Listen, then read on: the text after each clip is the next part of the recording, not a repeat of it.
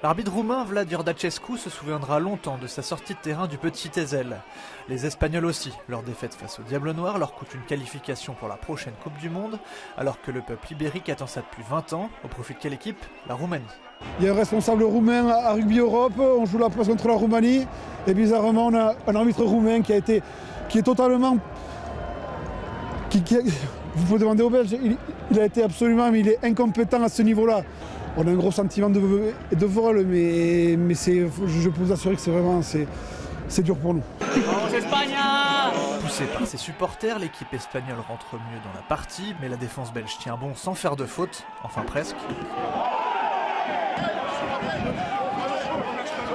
Cette bagarre générale a le don de réveiller les joueurs de Guillaume Ajac qui obtiennent plusieurs pénalités. Au pied, Vincent Hart se fait plaisir, son homologue ne connaît pas la même réussite. Les Diables mènent 12-0 à la pause. Ils avaient vraiment la pression de la gagne et donc on savait que si on arrivait à prendre le score et à les faire douter, plus le temps allait passer, plus ça allait jouer en notre faveur. Et voilà, c'est ce qui s'est passé. On a super bien défendu en première mi-temps. Les mecs ont fait un gros boulot, on arrive à prendre le score grâce à Vini qui transforme le gros travail de nos avants. Donc ouais, non, c'est une super satisfaction. Au retour des vestiaires, les Espagnols réduits un temps à 14 n'arrivent pas à prendre le jeu à leur compte. Vincent Hart permet à son équipe de prendre 15 points d'avance.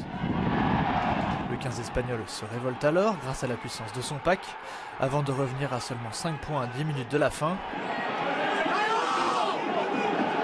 Mais 10 minutes plus tard, Vincent Hart annihilera leurs derniers espoirs.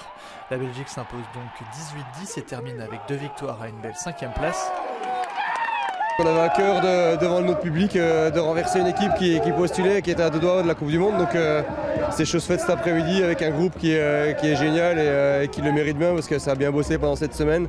C'est une compète qui n'est pas facile et avec nos petits moyens, on réussit à renverser des grosses nations. Donc c'est vraiment une belle fin de tournoi pour le groupe.